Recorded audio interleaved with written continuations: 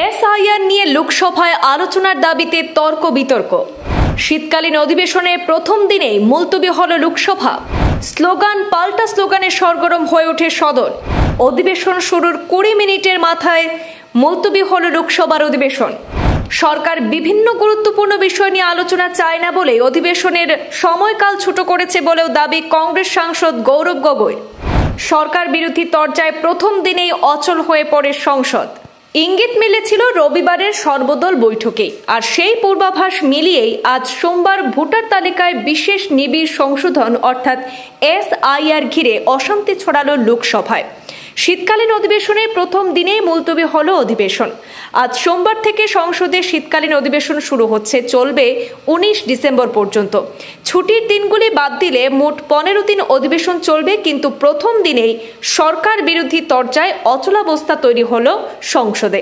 কংগ্রেস, তৃণমূল সহ বিরোধী সাংসদরা সোমবার অধিবেশনের সূচনাতেই প্রশ্নোত্তর পর্ব মুলতবি করে এসআইআর নিয়ে আলোচনার দাবি জানান।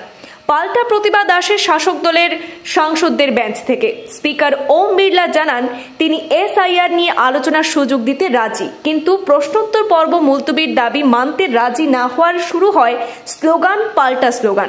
শেষ পর্যন্ত স্পিকারের নির্দেশে বেলা 12টা পর্যন্ত মুলতবি হয়ে পড়ে অধিবেশন।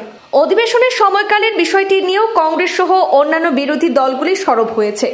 রবিবারের বৈঠকে হওয়ার পর সেখানে কংগ্রেস সাংসদ গৌরব গগৈ দাবি করেছিলেন যে এই শীতকালীন অধিবেশনের কার্যদিবস 15 দিন, সম্ভবত সবচেয়ে ছোট অধিবেশন এটা।